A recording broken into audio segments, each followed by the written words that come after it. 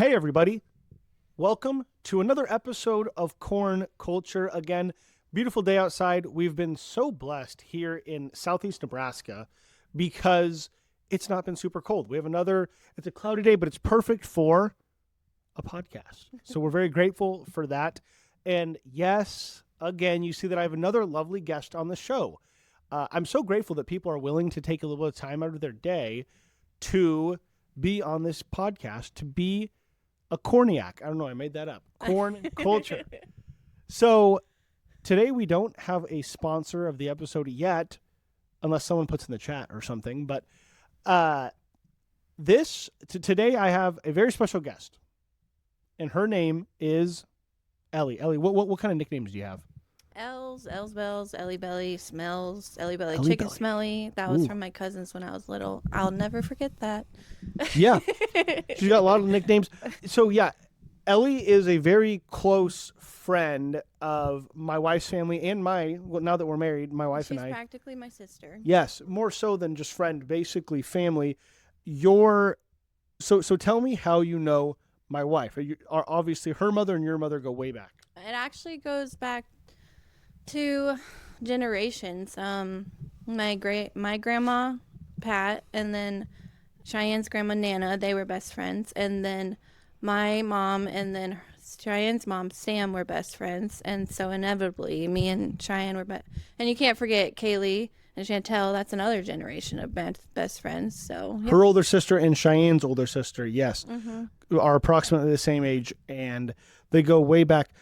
So you grew up, where'd you grow up? South Gage County, right? Yes, in Wymore, Nebraska. Once a Raider, always a Raider, down here in Gage County. And this episode is being shot live today in central Gage County, just north of Beatrice, Nebraska, off Highway 77. Don't find us. Just joking. Yeah, so you grew up in Wymore, Nebraska, and obviously you go back way with Cheyenne. Tell us a little bit about yourself. Just give us a quick autobiography. Who I am today, because, we all have different phases of lives. I am a mother of 3 today. I am a wife to a man in the Army. He's in a location undisclosed. But yeah, so the Hubsters, William, how long has he been away? A little bit now, huh? It's been since like September. Since September. Today is March 4th. Yeah. But he's expected back when? I can't talk about that yet. We can't talk about that yet. But it's a while though. It is a substantial amount. It's not just a couple weeks. Like the thing I'll say about this is what I've learned being a military wife is once they're over there, you never know when they're gonna come back. But once they come back, they're back for a little bit, and then they could go back again. Yeah. Right. So if you've never been in the military, had a family member that's in the military, you sometimes don't realize till you're in the military how little you do know sometimes, how unpredictable things can be. Yeah, and how much you actually really aren't supposed to talk about. Yeah.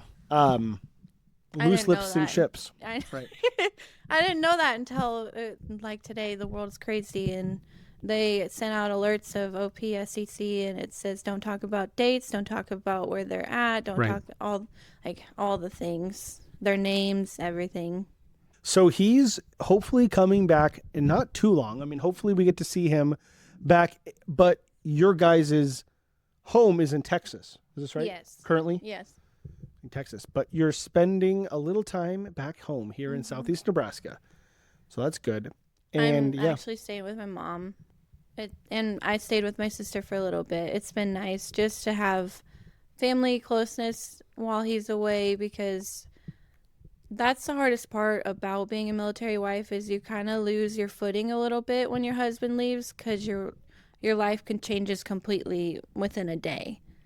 And I guess I just really wanted to run home and see family and feel closeness again. And I've been going to my home church again, and it's just I feel God more than ever now when I'm closer to my family. And along the same lines, I'm going to go out on a limb here, and I'm going to guess that is caring for 3 young children pretty easy? I'd probably guess not, would be my assumption. I actually texted Cheyenne. I'm like, okay, if I'm late, I owe you guys scooters because I know with 3 kids, you're late everywhere. What are their ages currently? 3, 1, and 1. Wow. He's not 1 yet. He's 3 months old, so he flies under that radar. Right. We were going to. I offered to do the podcast in the hospital a couple of months ago. No, I'm joking. No, I'm just joking. Yeah, Ellie's got the 3 beautiful children. We decided to have 3 under 3 because, the closeness of the kids, and it's just a lot easier to get them out of the house with a routine. Here's my question about your kids. Your kids, for the most part, have these adorable large eyes. How do you ever tell them no to anything? I don't know how. I don't think I could. I say no a lot, and sometimes it makes me feel bad, but I know that they need, spare the rod, spoil the child. So now, also, your daughter and I have something in common. Big consumers of chocolate milk. Is that right? Oh yeah, yep. Love chocolate milk. We couldn't go a day without chocolate milk in our house, but that goes back to my childhood too. My dad would get me chocolate milk whenever I wanted. It's good. I kind of adapted some of his parenting skills. It is one of the main food groups of Americans. And also you have a background in softball, right? Yeah. I was a pitcher in softball, and once you leave it, you start to realize how much you loved it. And my mom put me in softball at a young age because she knew that sports were something that kept me on the narrow path, and I just enjoyed being competitive and being competitive with myself and other people, and it's a really good game, and I hope my daughter plays someday. Hey, I did not know much about softball until I started dating Cheyenne, my wife, when she went to Peru State and played softball there, and then I became a big softball fan. Yep, her dad taught us both how to pitch. And was he a pretty gentle teacher, or was he pretty to the point? He was gentle until he wasn't. But hey, this is an important lesson for us all to learn: is you need a coach or a mentor in your life that's tough on you sometimes, yes, that teaches you to pay attention to the small details. Mm-hmm. And he does that too. We definitely wouldn't have succeeded without him. No, he also helped me with the rental property recently. He's very handy, so. He's a good guy too. I would love to have him on this podcast, but he'd probably say no. It would take a lot of convincing. It'd be hard. It would take a lot of convincing. It would be a hilarious episode, though. It would be so good. For out of pocket he is these days, yeah, it'd be funny. He's frequently described as the Mexican Santa Claus. Sometimes he's got this beautiful salt and pepper beard, typically, and he's got this gorgeous caramel skin. He hates it. I call him daddy-in-law. He hates it. Might have to cut that out. I don't know if I know it. Probably I will not. If anyone hears this, do not tell him that I said that live on this podcast. He'd be so mad. No, in all seriousness, myself and my father-in-law have a completely normal relationship, so don't infer anything from this. Yeah. But yeah, it's interesting. He's a good dad, and he's a good man, and he's cool. He had an impact on a lot of us. But when our good friend William comes back, what's going to be going? He's going to be on a base in Texas, probably, or wherever you're around. Yeah, we currently are at Fort Hood, Texas. Mm-hmm. Yep. And he's actually, oh goodness, this is funny because it's comical when I love funny things. It's a military wife thing where it's like, yeah, I know exactly what my husband does all day at work. No, I have no idea. No clue. Sometimes I forget even what his rank is and what he is. Well, that's right. Yeah. It's hard to keep track of everything. Just kidding. I always know his rank. You don't forget the rank. No. As you want to keep, you want the ranks to keep going up so you can keep an eye on the paycheck too. Oh yeah. There's also a word thrown around called dependas. And it's pretty much like women that live off of a military man with a bunch of kids. And I mean, no, I remember I was, it's nothing like that. You guys had a great wedding here in Beatrice, Nebraska. It was so much fun. I just talked to my grandma the other day, and what me and William have is very rare, and it doesn't happen to a lot of people like the way that it did. Like, we fell in love in less than a month, but we also had very traumatic partners before each other, and we talked about all the right things right away. Because for me, I had a daughter already, and I was pregnant with Kenton at the time with my ex's child, and so it was just a lot more difficult to talk to other men out there because I had prayed to God for a man of Christ, and with William I found that. So You needed a guy with a lot of understanding and a lot of a lot of patience. yeah. And you guys also let me DJ your wedding, Yeah, which was great too. you were amazing. Yep, it was good. It was well. I'm biased because it was at the same reception venue that I had my wedding. So and it's a great venue. Shout out. Maybe I shouldn't give them a shout out unless they sponsor this episode. But there is a great wedding venue here in just south of here in Beatrice, Nebraska. So there you go. Well, that was good. You guys got married and then left, and then you came back for short periods of time, which is great. And we get to see you periodically, which is great. But yeah. when he comes back, is there any long-term vision? I mean, I know with the military, it's kind of unpredictable and stuff, but do you have any sight of what the next few years look like? That's the unfortunate part is really you just kind of go based off of their time and where they keep you. And he has at least one more year in Texas. So doing whatever they tell him to do. Right. So let me ask you this. Now he wants to travel and he wants to pick up a drill packet or do types of, and that just means like different states, more moving, like they call it PCSing in the military, and it's pretty much you move your entire family across the country within a couple of days, and you have to be at work that morning of that next, I know how it is. Even when I was just part-time in the Guard, it was just sometimes I was here or there moving all around. It can be very difficult. It can be unpredictable. That's why the things in life, like your constants, like your family and your foundations, your network, and the things. That's why I run to them. Yeah. I mean, that's what helps. So it's very difficult, when your husband's deployed and there's all these unknowns.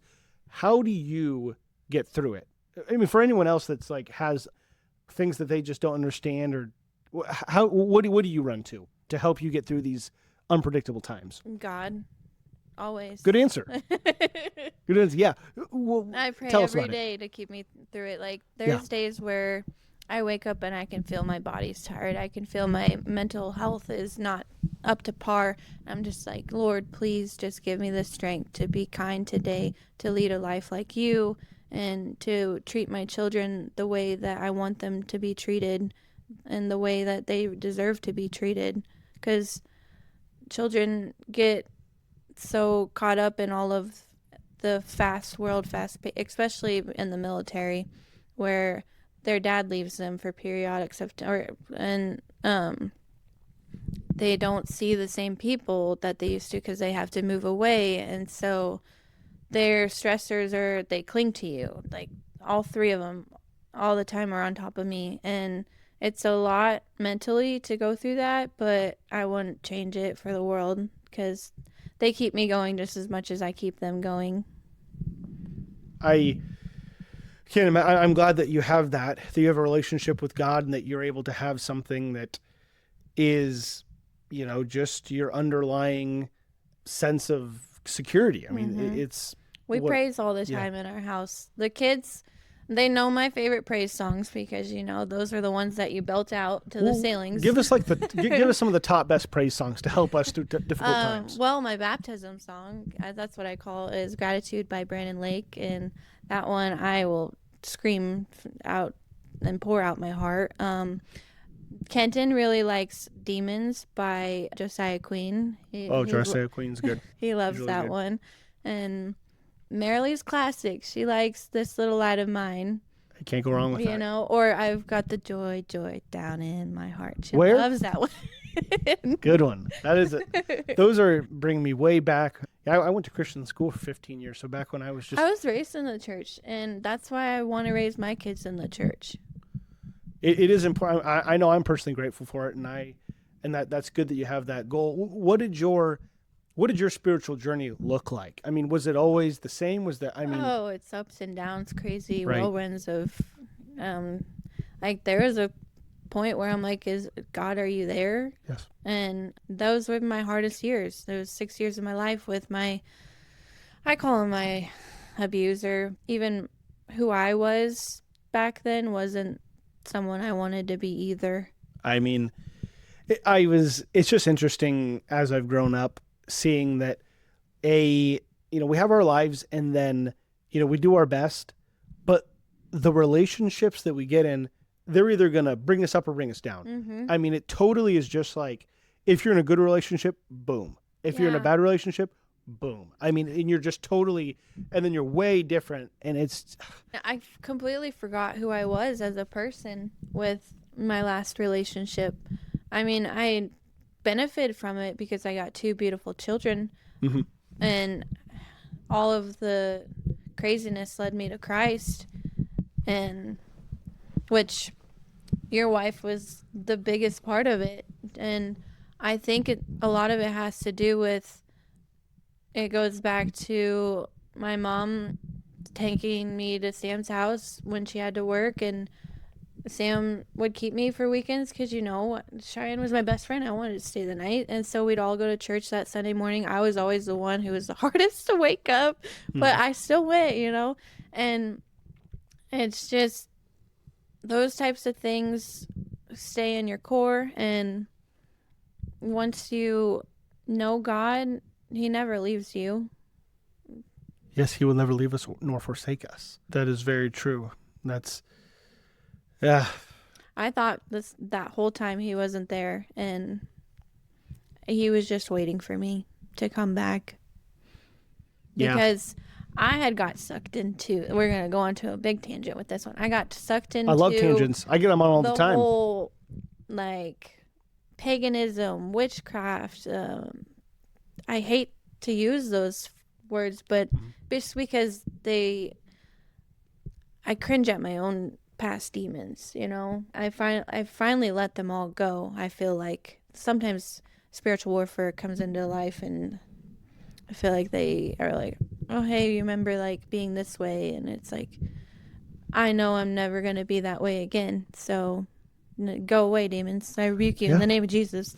Yeah, that's good to do. I mean, some people think that's not true, but it is true. I mean, the parable of the prodigal son, remember that the son makes his way back home to the father, and he says, I was eating with the pigs, and I can be a servant, and I'll do that. But the father says, no, I'm going to throw a big party for you. Slaughter the fattened calves. Praise the Lord. My son was lost, but now he's fine. He's dead, but now he lives. And he embraces his son.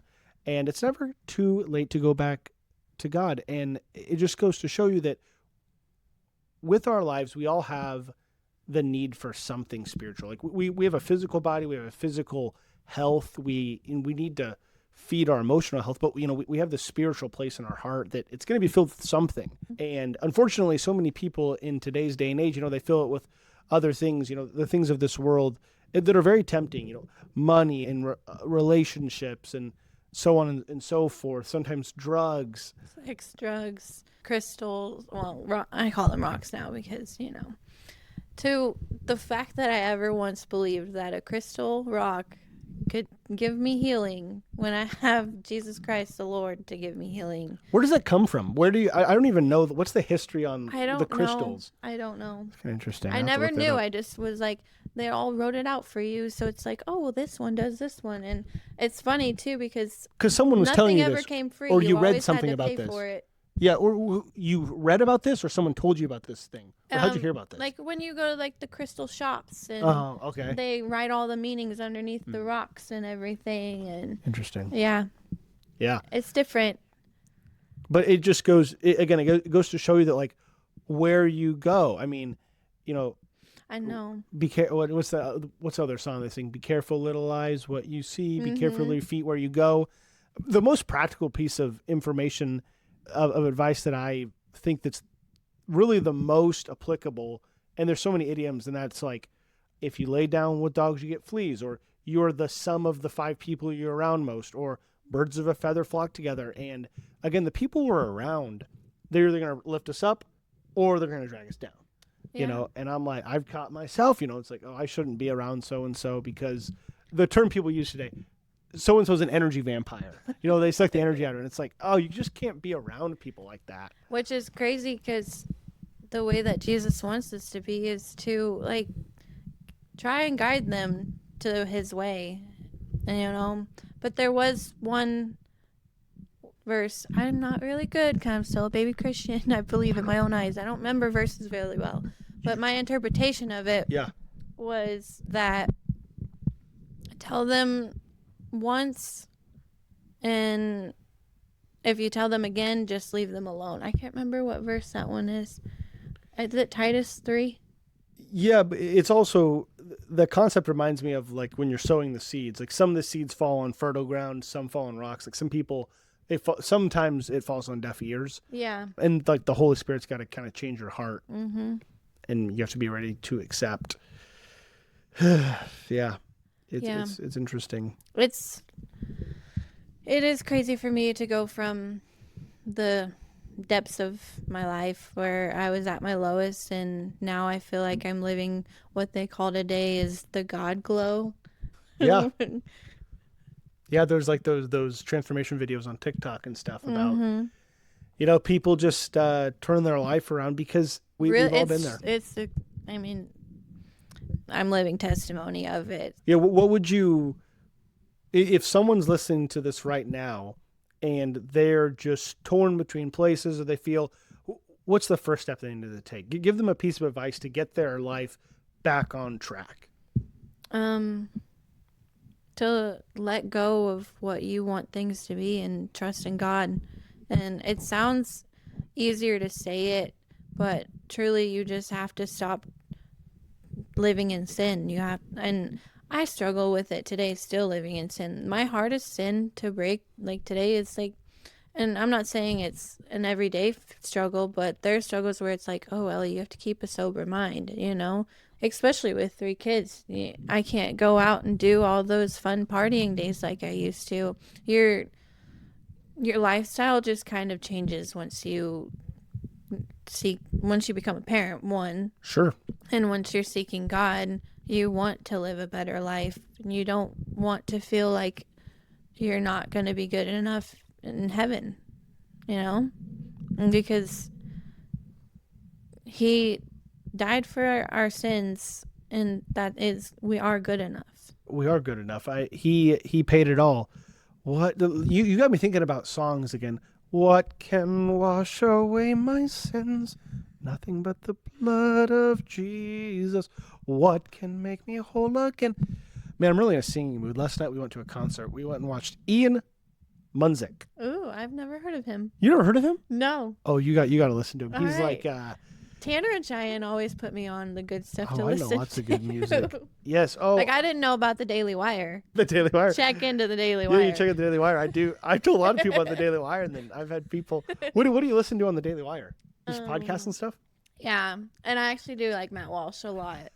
Yes, I've had multiple guests get on the show and say that they love Matt Walsh. Some people don't know about the Sweet Baby Gang. That's what people know. SBG for life.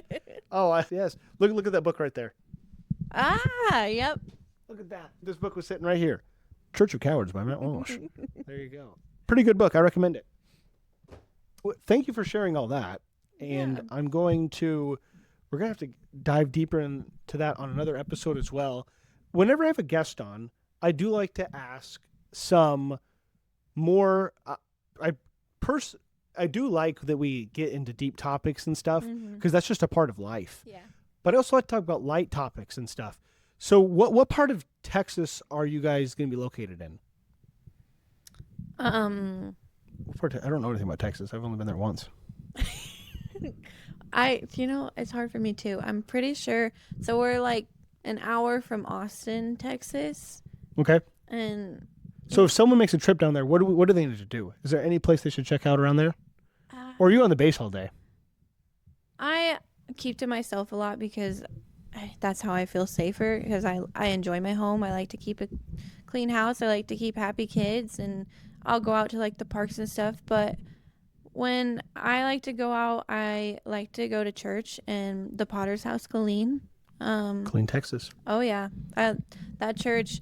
My husband found them accidentally because he was trying to go to a Wednesday night church at one of the churches that his buddy said to go to, but then he prayed to God because that church was closed, and he's like, "Show me where to go." And the Potter's House popped up, and it's just a nothing but a kind and welcoming church. And I had never experienced a church like this before, where you talk to strangers every single time you go, and you meet them and you become close to them, and it's a beautiful connection too, because they'll reach out to you, and I've never had that from a church before. You have that in your home church because you've grown with all those people, like you've grown up with them, but to like find a new church is really scary, and I think they're very welcoming for newcomers. And Good. There's a lot of people in the military from Killeen, Texas. When I was in the military, people are like, "Oh, I'm from Killeen and stuff." Anyway, I guess there's a lot of military bases in Texas. Obviously, It's a pretty large state and stuff, and a lot of military people. So what about here? You grew up in Gage County. What do people need to know about Gage County? If they're traveling through here, where do they need to go? What do they need to check out? Come to my house. No, I'm just joking. Your podcast. Yeah. Stop here at Corn Culture. See, I don't know if you can see in the back here. There's I have cornfields back here. They rotate between corn and soybeans, but yeah, there's fields all the way back here. What do they need to know about Gage County? Well, first off, so I'll give you some. I'll get the conversation started. Here's where, in my opinion, they need to go. Sunrise Bakery. I went there. Sunrise Bakery, Beatrice, Nebraska. Best donuts, hands down. I promise will agree. There's times where I drive through the downtown area of Beatrice and I just smile because I see a lot more people out and about, walking through and going to the little bargain box shop or Bargain Box. I love bargain box. Yes, bargain box. Yeah, there's just step into the downtown and you can, anywhere you look, you're gonna find something you like. Oh yeah, come down to B-Town here in Gage County. Here's what I typically do. You need to stop at the gas station, the Homestead gas station in Cortland. And they have the best pizza there. So get the pizza there. See, actually, now that I'm going to tell you all about Gage County. I don't know. Casey's Pizza is my favorite pizza. Here we go. Go back with the Casey's propaganda. Yeah, I mean, Casey's Pizza is pretty good. If you like a gallon of grease on it, come on now. There's also a bakery in Cortland as well. They're only open on Saturdays for retail, though. I think it's called Paper Moon Pastries. So anyway, I'm telling you about Gage. Sorry. I was just going to say, I'm telling the audience here. I'll tell you about Gage County, right? But 90% of what I am going to tell you about is food. It's my food review of every single square inch of America. So what are you going to say? I was going to stop and bring you guys coffee from, by the Go Car Wash? Yes. There's this little truck. Don't get me started. Cow Camp Coffee. Yeah. Oh, I go there every day. Really? Oh, I almost yes. brought you guys coffee, but they're my closed. Gosh. Yeah, I better give them a shout out. Yes, Cow Camp Coffee near 6th and Sargent. It's a little trailer. Okay. Great coffee. Best customer service. Yes, we smash there like all the time. Oh, I really want to go. I'm so sad there. You never been there? I've never been there. A live walk off the podcast. I can't believe this. What? Yes, you got to go. Okay. Now you got me going. Live plug. Here's what they got there. Brisket tacos. What? Brisket. I love brisket. Yes. Brisket, eggs, cheese, and a tortilla. So good. Oh, my goodness. They have, look, there's a baby awake. Oh. Child is awake. Hey, now that you're talking about brisket, this is where they need to go. Buc-ee's. If you don't know about Buc-ee's. We've talked about Buc-ee's on this podcast before. Gas station meets amusement park. Buc-ee's. There's one coming to Gretna, Nebraska. I heard that. I was so excited for them. I was like, yes. Anyway, this is very true. I'm glad you said this, though. If you're traveling south down Highway 77, you got to go to Cow Camp Coffee. It's so good. Right by the Go Car Wash. But the Go Car Wash. You won't miss it. You won't miss it. It's good. They're very. I go there so many times that I get rewards there now. It's amazing. I got $5 off my last order. Ooh. But we get the pound cake, everything. Oh my gosh, they have pound cake too. Oh, Ellie, I cannot believe you've not. Oh my. I'm sad about it. I'm sad they're closed now. I was like, they close at 2. Yeah. Oh, dang it! Yes, I just go missed there. them. It's I really wish, and I understand they're closed on Sundays. I wish they were open because we get coffee on the way to Lincoln, on the way to church, and Scooters is good, but not as good as Cow Camp coffee. No. Oh, also, if we're talking about coffee in Texas too. Yes. Black Rifle coffee. Yes, Black Rifle coffee. Oh my gosh. I thought I was a Scooters girl. Scooters okay, but it's like Just kidding. it's okay. Black Rifle, you can actually taste the coffee. Yes. So, yeah. Yes, get my coffee in the morning, gets me going. But okay, well, we've covered a lot of stuff. Is there anything else that our audience needs to know before our next episode? You have a favorite Bible verse or anything? It's hard to know. Yeah, well, this is actually the Bible verse on my grandpa's tombstone. Cast all your anxiety onto him, for he cares for you. Peter 5:7. Hey. I have that as a tattoo as well. Really? Did you know that verse has been featured on this podcast before? Really? Yes, That's I interviewed awesome. a young man with cancer, and that's his cancer verse. Oh. Yes. Yep, it helps me through every day. That one's a good one. It is a good one. Mm-hmm. Yeah, Peter, the apostle of Christ. One of And the my 12. favorite thing to do with the Bible is sometimes I just randomly open it to a page and I just start reading. Yep. Because then I'm like, God, just tell me something. And he always does. He does. He does. He's ready to talk. The question is, will you listen? Will you listen? Will you listen? Well, hey, this has been a tremendous conversation, and one of many hopefully to come. Thank you so much to our guest today, Ellie, for being on this episode of Corn Culture. We really appreciate it. You're gracious enough with your time to do it. Thank you for listening to our podcast, audience out there. As we say here on Corn Culture, never give up and never give in. Have a great day.